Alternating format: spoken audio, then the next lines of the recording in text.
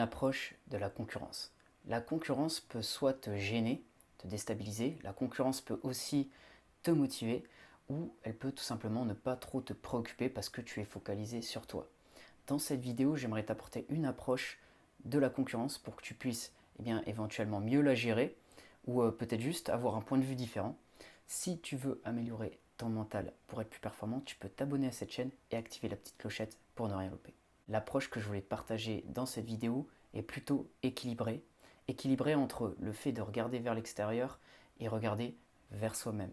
En fait, si tu es sur un marché, si tu évolues sur un marché de l'emploi, un marché où il y a plusieurs entreprises et que toi tu as ta propre entreprise, il faut savoir aussi ce qui se passe sur ce marché pour être un minimum compétitif. Tu ne peux pas être juste dans ton monde, ne pas regarder ce qui se fait autour et ce qui marche, ce qui se vend, ce que les clients aiment, ou si une entreprise aime telle ou telle caractéristique chez un employé, tu ne peux pas non plus ignorer tout ça. Il faut que tu puisses être à l'écoute, être observateur. Maintenant, il y a une deuxième partie qui est de se focaliser aussi sur soi pour ne pas être déconcentré.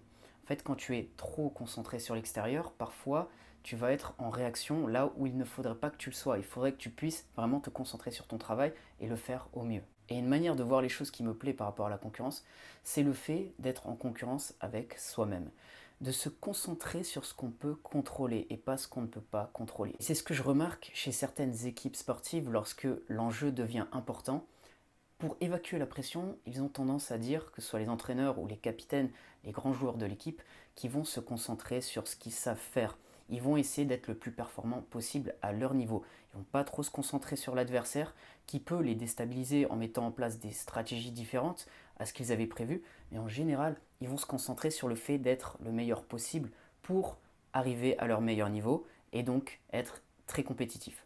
Maintenant, le fait de se focaliser trop sur l'extérieur, encore une fois, ça peut t'amener à être en réaction et ne pas te permettre justement d'être compétitif. Le but, c'est donc d'être concentré et j'imagine que quand tu es à ton meilleur niveau, c'est que tu es concentré. Tu n'es pas en train de regarder trop vers l'extérieur, vers les choses que tu ne peux pas contrôler. Tu es vraiment pris par l'activité que tu es en train d'exécuter, l'activité que tu es en train de faire. Ça te plaît ou peut-être ça ne te plaît pas, mais en tout cas, tu es concentré. Et c'est pour ça que par rapport à la concurrence, je pense que c'est important de savoir quelles sont nos forces, quelles sont nos faiblesses, qu'est-ce qu'on aime faire, qu'est-ce qu'on n'aime pas faire, qu'est-ce qui nous permet d'être performant. Toutes ces choses, si tu y réfléchis, vont te permettre de t'améliorer et d'être en concurrence avec toi-même. Si tu regardes trop le voisin, la voisine, tu peux perdre de l'énergie parce que tu ne vas pas être vraiment concentré sur toi. Maintenant, comme je te l'ai dit, c'est une approche équilibrée. Regarde ce qui marche, regarde un peu l'extérieur, observe, mais ensuite, reconcentre-toi sur toi, reconcentre-toi sur ce que tu sais faire et tu verras que ce sera une bonne approche pour te permettre d'être performant, performante. C'est mon point de vue, je ne dis pas que c'est le point de vue de tout le monde. Maintenant, il y a des gens qui sont hyper compétitifs, il y en a qui ne le sont pas du tout, ils sont vraiment, ils pensent pas à ça. C'est à toi de voir ce qui marche le mieux pour toi, pour que tu puisses avoir un bon état d'esprit et donc ensuite être performant. Donc voilà pour cette vidéo. Si tu as aimé la vidéo, tu peux mettre un j'aime. Si tu veux d'autres contenus sur la préparation mentale, tu peux t'abonner à la chaîne, activer la petite clochette pour rien louper. Et si tu veux faire du coaching pour aller plus loin en préparation mentale, il y a mes infos dans la description, tu peux me contacter. Et je te dis à bientôt pour une prochaine vidéo.